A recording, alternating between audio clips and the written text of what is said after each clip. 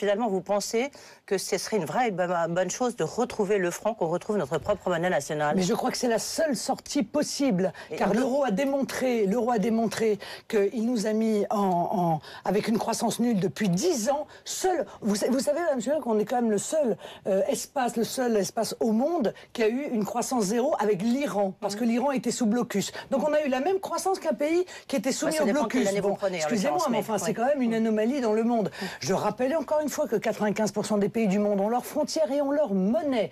Eh bien, je ne demande après tout qu'une chose, c'est d'être comme l'immense majorité des pays du monde, capable d'adapter ma monnaie à mon économie, parce que le bilan de l'euro, et les Français le font, est un bilan déplorable. Mais le Front National a toujours dénoncé le dumping social, y compris intra-européen, alors que tout le monde nous disait que l'Europe allait apporter la prospérité, la joie, le bonheur et la fraternité. Nous avons dit l'Union européenne est en train de créer les conditions de la guerre entre les salariés, de la guerre entre les régions, de la guerre entre les pays. Et c'est le Parti socialiste et l'UMP qui ont cette responsabilité, parce que tout ça, c'est quand même une coproduction.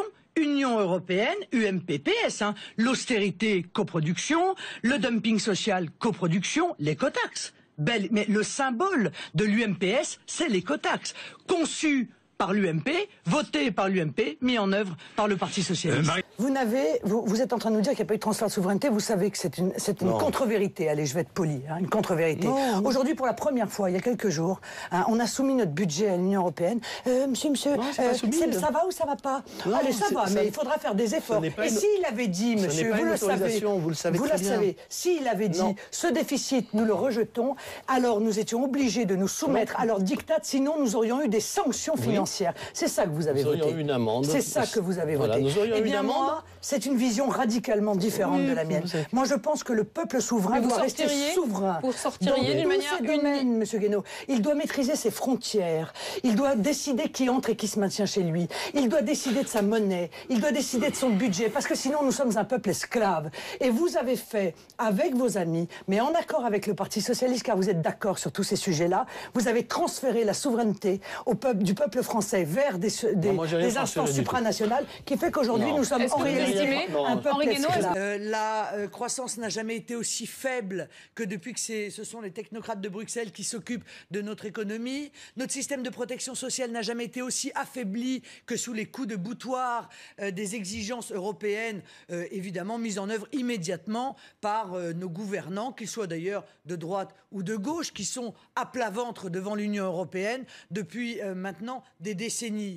Elle pourrait peut-être aller s'occuper de la situation, dénoncer la situation des femmes en Arabie Saoudite, qui pourtant est un allié du gouvernement de son mari. Vous entendez qu'elle choisit ses combats contre la lapidation des femmes, pour le droit des femmes à vivre dignement, librement, dans un pays dans lequel elles n'ont aucun droit, même pas le droit de conduire, ni d'ouvrir un compte en banque, ni de travailler, ni de quoi que ce soit. Voilà les combats que vous aimeriez qu'elle porte. Par exemple, ça pourrait être un bon début. Non mais moi, monsieur, je ne fonde pas mon jugement sur Standard & Poor's. Voyez-vous, je fonde mon jugement sur les indicateurs qui sont en ma possession. Et tous les indicateurs, contrairement à ce que dit le gouvernement, sont au rouge. Voilà. Ça, c'est une réalité. Notre déficit augmente, notre croissance est baissée tous les 3 mois dans les prévisions qui sont faites, et elle vient d'être baissée. Le déficit est revu à la hausse, lui. C'est ce que la Commission vient à nouveau de nous dire. Voilà, c'est ça que je vois. Les défaillances d'entreprises se multiplient, les plans sociaux se multiplient, les investissements, contrairement à ce que dit le gouvernement, ne sont pas relancés, mais continuent à baisser. Et tout cela permet de dire que la situation ne va pas mieux, elle va de plus en plus. L'austérité, je la dénonce depuis plus longtemps que vous. L'euro, je pense que c'est un formidable. Là, on a l'impression d'un concours entre vous deux. À qui défendra le mieux la République ou le gaullisme? Henri Guénaud, vous êtes en train de m'expliquer que vous êtes d'accord avec moi sur tout. Non. Je ne suis pas d'accord. Je suis d'accord avec les sujets que vous soulevez. Oui, mais monsieur Guénaud, je ne suis pas d'accord. Vous avez été au pouvoir. Je veux dire, à un moment donné, vous ne pouvez pas jouer les Pasqua, parce que Pasqua, il a été utilisé comme ça, comme leurre pendant des années. On disait, regardez, il y a Pasqua, il est pour la sécurité. J'ai beaucoup de respect pour monsieur Pasqua. Effondre la sécurité, c'est l'insécurité généralisée. Mais il y a Pasqua qui dit qu'il est contre l'insécurité. Monsieur Guénaud, il joue ce rôle-là. C'est un leurre. Voilà, c'est un leurre. Je suis content d'être un leurre. Non, mais il est là pour dire l'euro c'est catastrophique. Des gens moins aimables ont parlé de l'idiot utile. catastrophique, l'austérité, c'est catastrophique, le transfert de souveraineté, c'est catastrophique. Mais pourquoi êtes-vous encore alors à l'UMP? Car pendant 10 ans, vous avez été au pouvoir et vous avez laissé ces choses-là se faire. Vous avez une technique qui est la technique du bazar, c'est le BHV, quoi, à l'UMP. Alors, il y a les types qui sont pour l'Europe, d'autres qui sont contre. Il y a des gens pour l'immigration, d'autres qui sont contre. Il y a des gens pour la fiscalité, d'autres qui sont contre. Sauf que, quelle est la cohérence? Et alors, le débat, ça vous fait peur? Non, mais c'est pas comme de débat. C'est quand même quand on a débattu. Il faut quand même à un moment donné fixer la ligne. Parce que si vous ne fixez pas la ligne, alors à ce moment-là, vous mentez aux électeurs. Car vous dites à des électeurs, votez pour nous parce qu'on est pour la fiscalité contre, pour l'Europe contre, pour l'immigration contre. Mais, et vous finissez par leur mentir. Ce qu'il faut surtout, c'est retrouver une monnaie nationale. Parce que l'euro est une monnaie beaucoup trop chère, qui, encore une fois, est un obstacle considérable à notre compétitivité. Et quand on n'a pas de compétitivité et qu'on ne peut pas agir sur la monnaie, il n'y a que 2 autres moyens d'agir. C'est baisser les salaires ou effondrer le système de protection sociale. Moi, je ne veux ni une déflation salariale, ni une baisse des salaires, donc, ni une disparition de notre système de protection sociale auquel je suis totalement attaché. Et donc, le seul moyen, c'est effectivement d'agir sur la monnaie, comme le fait d'ailleurs les États-Unis, comme l'a fait le Japon il y a quelque temps, avec des résultats très positifs, comme le fait en réalité la Grande-Bretagne, comme le fait la Chine, comme le font en réalité tous les pays du monde, sauf cette Union européenne qui est une anomalie dans le monde actuel. Comment vous définissez positivement? Vous n'êtes pas d'extrême droite, vous n'êtes pas de droite, vous n'êtes pas de gauche. Nous sommes pour la nation. Et ce n'est pas anodin ce que je dis, ce n'est pas une formule creuse ou vide de sens. Aujourd'hui, nous sommes dans une classe politique, UMP, PS, Verts, UDI, Modem, qui considère que la France est un concept ringard, que la nation doit être dépassée au profit d'un fédéralisme européen. Donc si on cherche une définition positive, ils ont d'ailleurs contribué, si vous voulez, à vider la souveraineté de la France, de la souveraineté du peuple français, pour le transférer à Bruxelles. Bon. Et par conséquent, ils ne croient plus en la nation. Nous croyons en la nation. Mais moi, je vous pose la question. Ça, ce propos-là, de la part de quelqu'un qui a été militaire de très nombreuses années, à qui on empêche de venir rendre hommage à ceux qui se sont battus et qui sont morts pour la défense et la liberté de la France, ça vous choque plus que le fait que des candidats au municipal aient été arrêtés de manière arbitraire, sans avoir commis le moindre délit, de manière en quelque sorte préventive. Ça ne choque pas.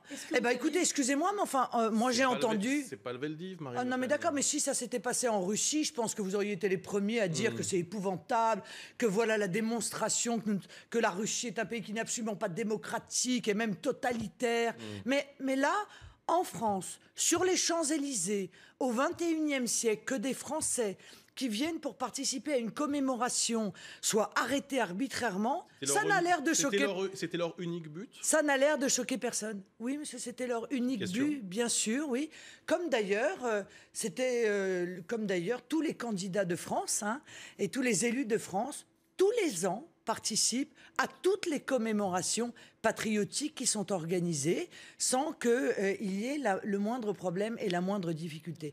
Or, on a arrêté préventivement des militants du Front National. Alors, ça veut dire quoi? Ça veut dire qu'au fond, vous ne tenez pas vos troupes? Ça veut dire qu'ils ne vous écoutent pas? Ça veut dire quoi?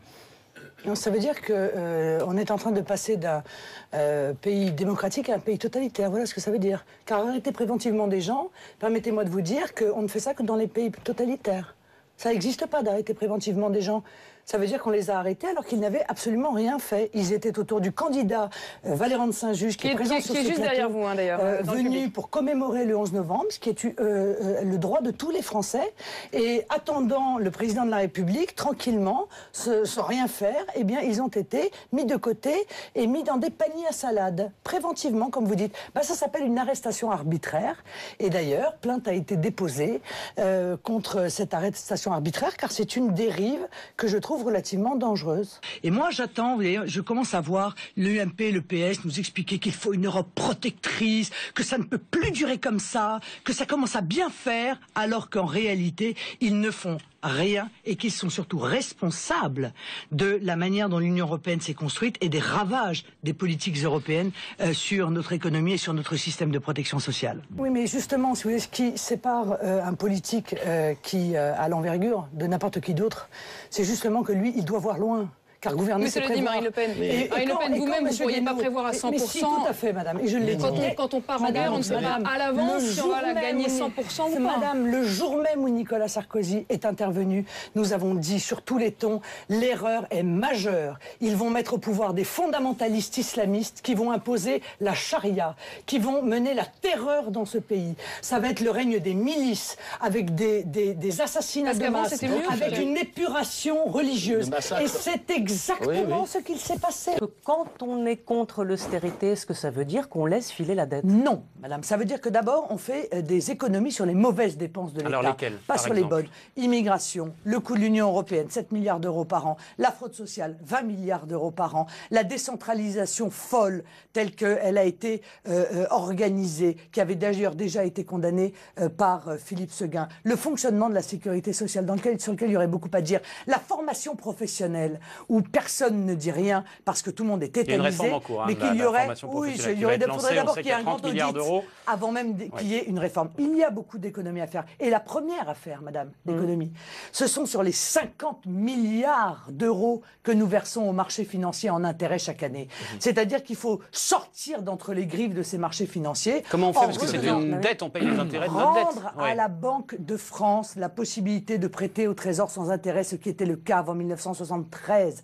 Ça permettrait d'emprunter sans intérêt et ça permettrait de sortir de cette spirale du surendettement qui fait qu'aujourd'hui, il n'y a pas un homme politique honnête qui vous dira on va rembourser la dette. Donc on paye Car- nos intérêts, pour bien vous comprendre, on paye nos intérêts en faisant tourner la planche à billets pour rembourser les 50 milliards ça d'euros s'appelle d'intérêts qu'on a chaque année. monétiser la dette, c'est Oui. exactement ce qu'est Comme en le train de font faire les Américains. C'est exactement ce qu'est Oui. en train de faire l'Union européenne, d'ailleurs, je vous signale, sans créer d'inflation, contrairement à ce qu'on a dit. C'est ce qu'est en train de faire la Grande-Bretagne. Et ça lui réussit, il faut bien le dire. Et nous, ce que nous disons, parce que c'est une analyse politique que nous faisons, c'est que si nous avons gagné, c'est parce que c'est le bleu-blanc-rouge qui a gagné. C'est le patriotisme Mais c'est qui a fait aussi gagner. le black blanc, non Non, c'est le Enfin, patriotisme. quand on les regarde, il y a des blacks, il y a des Mais blancs, il y c'est a des quand même beurs. incroyable d'avoir une vision racialiste comme ça des choses. Moi, je vois pas de blagues de blanc et de beurre. Moi, je vois des Français. Et je Des vois joueurs, encore une quoi. fois du bleu, blanc, rouge. Et je vois un stade entier qui chante la Marseillaise plusieurs fois de suite. Et je dis que le patriotisme qui est présenté en toutes circonstances comme étant un concept ringard, un sentiment limite suspect, eh bien, c'est un sentiment qui permet de se dépasser. Voilà, de Mais là, créer... visiblement, de tout le créer monde était d'accord avec vous, parce que de tout le monde s'est créer réjoui, de créer effectivement, de l'unité. ces... Voilà. Et ça n'est pas, encore une fois, je n'ai pas une analyse racialiste comme l'ont eu un certain nombre de responsables politiques. La République, elle est démocratique. Est-ce qu'elle est encore démocratique? Dans la Constitution, elle ne l'est plus en réalité. Voilà, ça, c'est sûr. Parce que la démocratie, c'est la souveraineté du peuple. Et à force d'avoir transféré la souveraineté du peuple à une instance supranationale qui n'a pas été élue, eh bien, en réalité, on a tué l'idée même de démocratie. Est-ce que la République est encore laïque? Non. Tous les jours, il y a des reculs de la laïcité. Ni Nicolas Sarkozy, ni François Hollande n'ont rien fait pour rétablir la laïcité dans notre pays. L'entreprise est en train de mourir du communautarisme. La vie politique est en train de mourir du communautarisme. Et rien n'est fait pour que la laïcité soit rétablie dans notre pays.